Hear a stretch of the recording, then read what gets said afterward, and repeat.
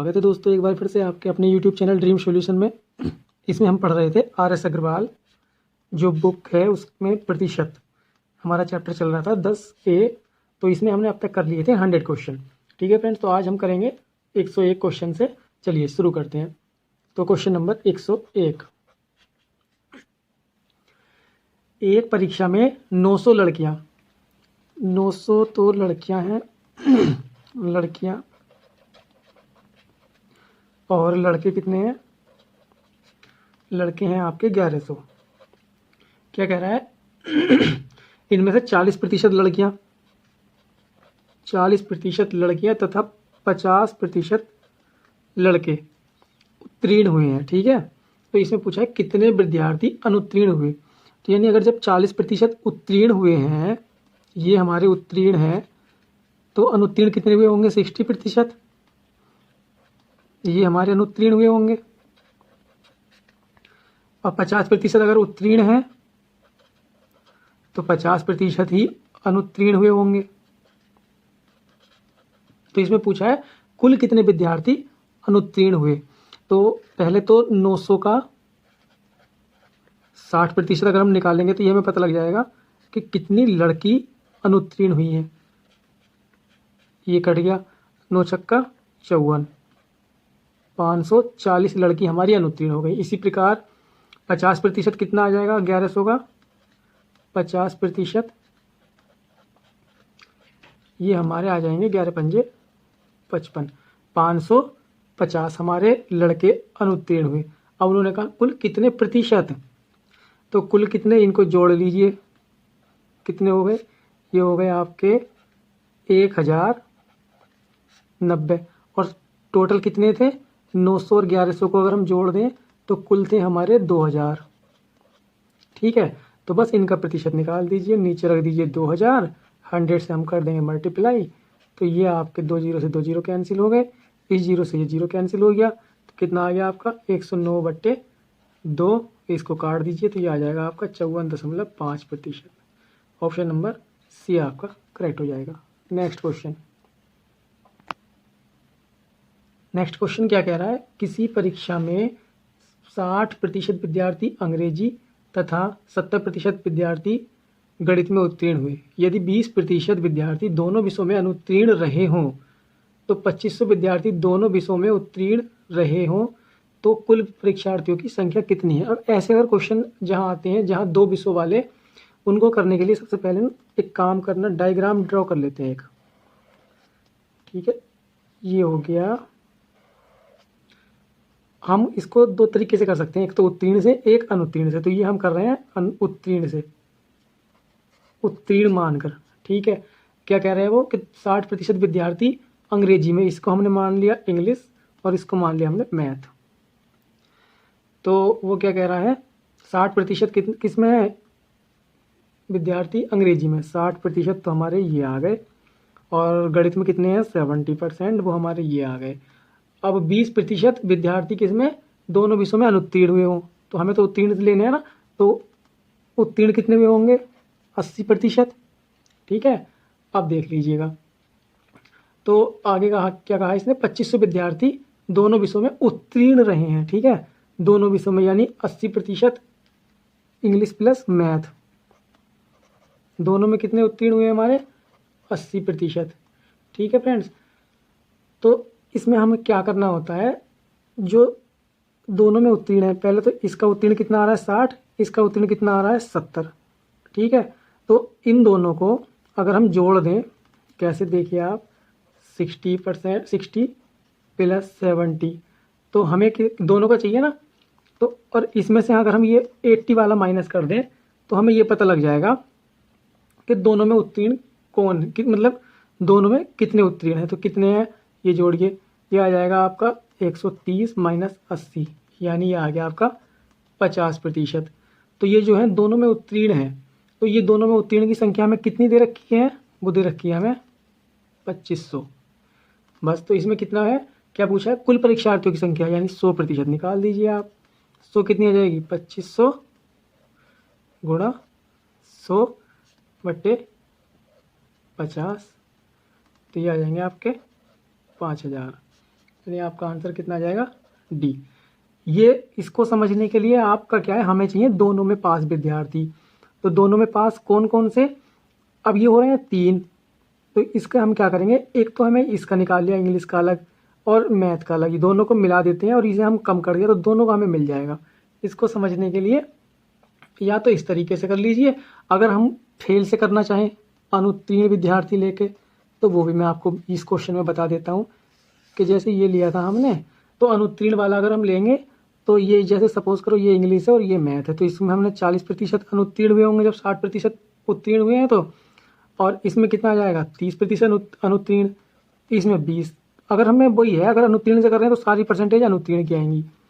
अब इसमें किस प्रकार करेंगे, देखिए ये क्या कह रहा है, 40 + 30 - 20 कर दीजिए जब हमें यही चाहिए तो बराबर कितना आ जाएगा 50%। वही हमें दे रखा है। अनुत्तीर्ण का मतलब क्या है, 50% फेल हुए हैं हमारे, अनुत्तीर्ण तो पास कितने हुए होंगे, पास भी हमारे 50% दिए हुए होंगे, तो जो 50 पास हुए हैं तो वे कितने दे रखे हैं 2500। इसी तरीके से आप कर सकते हैं। नेक्स्ट क्वेश्चन, क्वेश्चन नंबर 103, ये भी इसी तरीके का क्वेश्चन है। एक परीक्षा में 42% अभ्यर्थी गणित में तथा 52% अभ्यर्थी अंग्रेजी में अनुत्तीर्ण हुए। यदि 17% अभ्यर्थी दोनों विषयों में अनुत्तीर्ण हुए हो तथा दोनों विषयों में 46 अभ्यर्थी उत्तीर्ण हुए हो तो कुल अभ्यर्थियों की संख्या क्या होगी।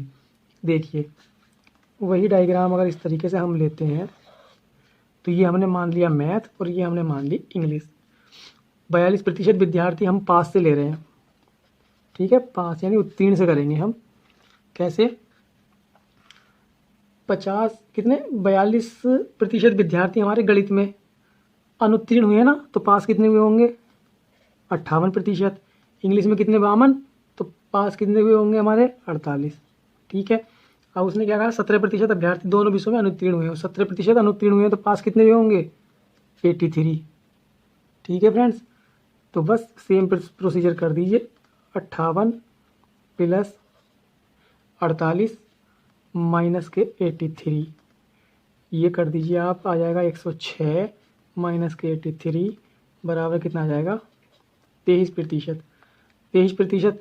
अब इसमें क्या दिया हुआ है, दोनों विषयों में उत्तीर्ण अब ये क्या आ गया, ये दोनों विषयों में उत्तीर्ण वाला आ गया हमें, ठीक है। दोनों विषयों में जो उत्तीर्ण हुए हैं वो हमें मिल गए। वो कितना दे रखा है, हमें दे रखा है इन्होंने 46। पूछा क्या है, कुल कितने विद्यार्थी रहे होंगे।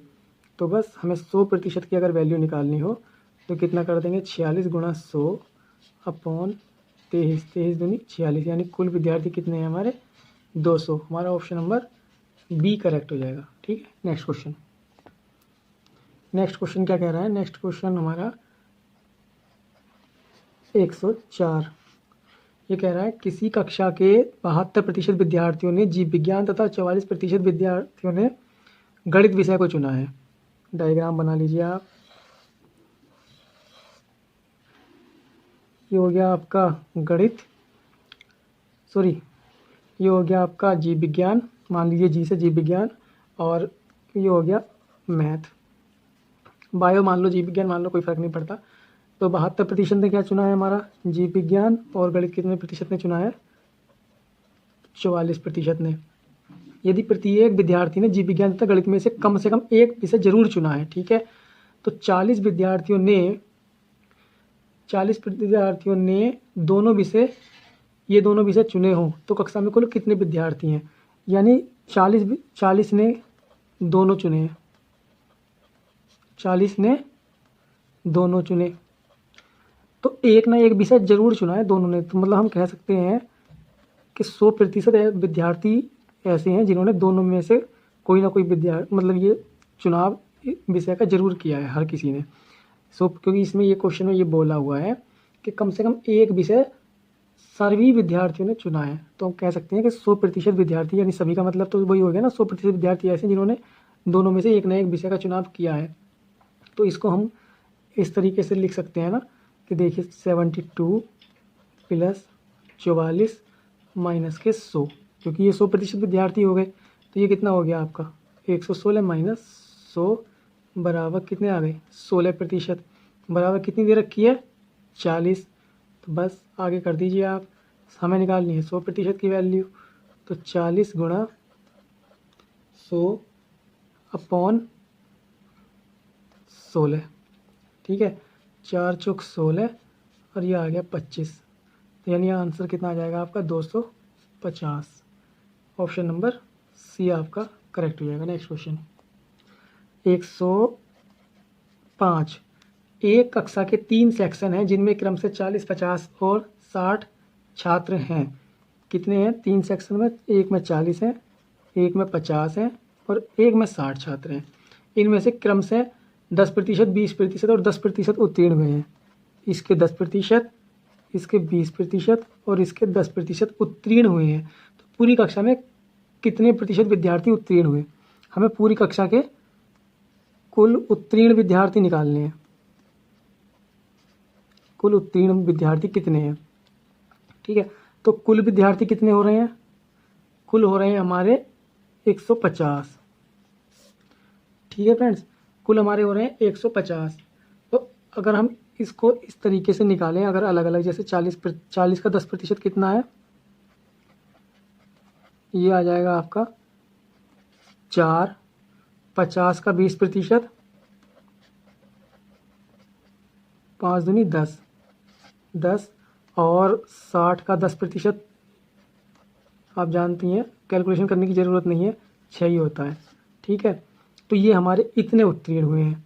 कितने? इनको जोड़ लीजिए, 10, 4, 14 और 6, 20 हमारे उत्तीर्ण हुए हैं। कितने में से? 150 में से 100 से मल्टीप्लाई कर दीजिए। अगर प्रतिशत निकालने हैं तो उत्तीर्ण विद्यार्थियों की ये आ गई आपकी 200/15 बराबर 40/3, यानी हम कह सकते हैं 13 सही 1/3। ऑप्शन नंबर ए आपका करेक्ट हो जाएगा, ठीक है।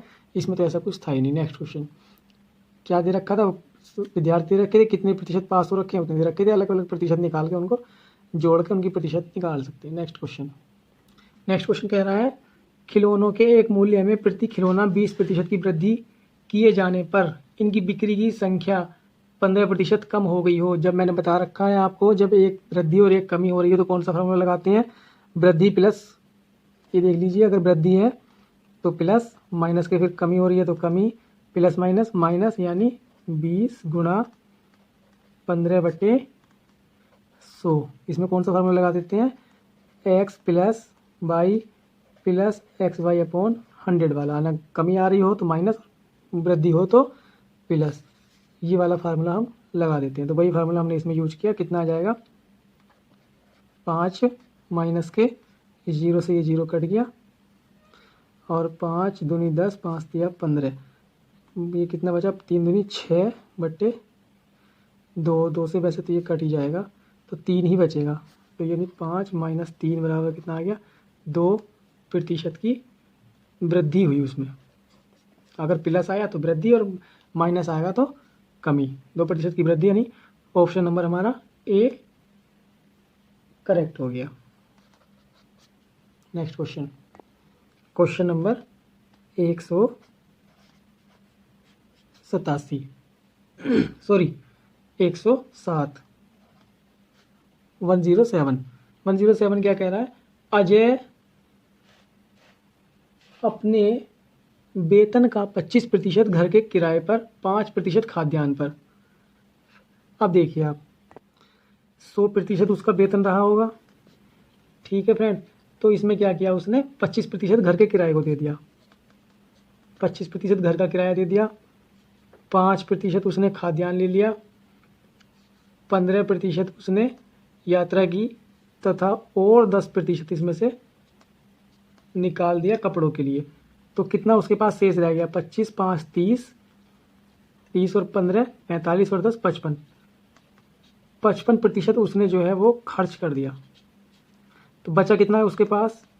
45%, जो कि क्वेश्चन में ये कह रहा है कि 2700 की बचत करता है। यानी 45% बराबर, यानी जो बचत की उसने कितनी की? 27,000 की। 27,000 जो बचे, यानी 45% बचे। तो इससे उसने क्या पूछा है कि उसकी मासिक आय, यानी हमें 100% की वैल्यू निकालनी है। निकाल दीजिए। किस प्रकार? 27,000 गुणा 100 बटे 45, ये मैंने आपको बता रखा है कैसे निकालते हैं पिछली वीडियो में। बस इसकी 100 अगर हम कैलकुलेशन करेंगे तो 9 तिया 27 और 9 पंजे 45 और 5 दूनी 10, तो ये कितना आ जाएगा 3000 गुणा 20 बराबर 6, 3 दूनी 6 और ये आ जाएगा आपका 60,000 रुपये। ऑप्शन नंबर ए आपका करेक्ट हो जाएगा। Next question 108। 108 में क्या कह रहा है? 108 कह रहा है कि कौशल के मासिक वेतन का 12% नंदिनी के मासिक वेतन के 16% के समान है। देखिए आप, कौशल को मान लिया हमने के, कौशल का 12% जो है, प्रतिशत को इसी प्रकार लिखेंगे ना, वो कितना है नंदिनी के, नंदिनी मतलब एन के मासिक वेतन का कितना 16%। ये दोनों इक्वल है, यही बोल रहा है वो। अब क्या कहा उसने? अब उसने कहा कि सुरेश का मासिक वेतन, सुरेश का मासिक वेतन नंदिनी के वेतन का आधा है, नंदिनी के वेतन का आधा है। ठीक है, यानी अगर हम नंदिनी का वेतन आधा कर दे तो सुरेश का वेतन आ जाएगा। अब उसने ये कहा है कि सुरेश का वेतन, सुरेश का वेतन है कितना 1.08 लाख, यानी इसको हम इस प्रकार भी लिख सकते हैं ना, 1,08,000 को सीधा सीधा इतना है ना। तो ये इसने पूछा है हमारा के की वैल्यू, तो के की वैल्यू हम कैसे निकालेंगे जब हमें एन की वैल्यू पता होगी। तो एन की वैल्यू हम कितना निकाल सकते हैं भाई, सुरेश का इसमें दे रखा है इतना है, ठीक है, तो एन की वैल्यू हम कैसे निकालेंगे? एन की हो जाएगी, यहाँ से अगर हम एन की वैल्यू निकालने लगे तो ये हो जाएगी 2s, तो बराबर 2 गुणा एस की वैल्यू कितनी है 1,08,000, यही है ना। देखिए आप फ्रेंड्स, लेकिन एक चीज़ ध्यान रखिएगा आप, ये जो थी ये दे रखा है इन्होंने वार्षिक, ठीक है फ्रेंड्स।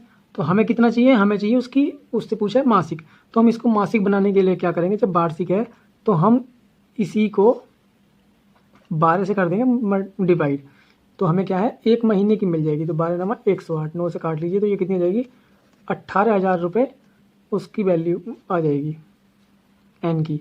या तो इसे यहाँ से अगर हम 12 काटते हैं तो इसकी 9,000 आ जाएगी, सुरेश की 9,000 रुपये मासिक।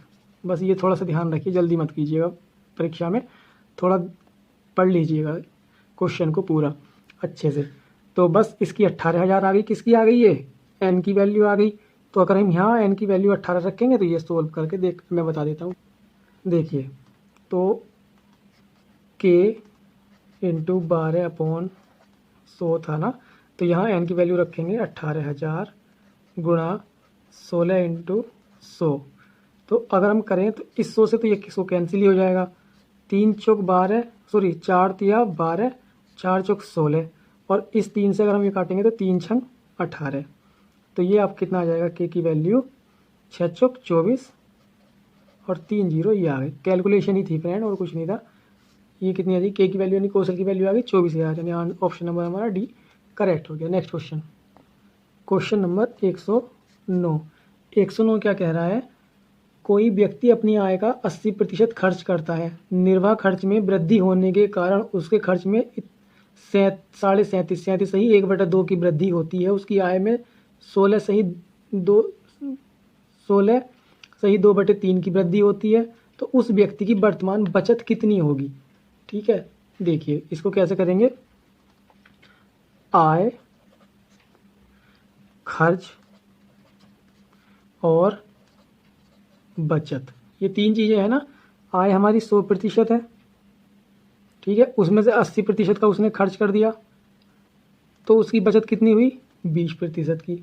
अब उसने ये कहा कि आय में कितने प्रतिशत की वृद्धि हो रही है 16 सही 2/3 की।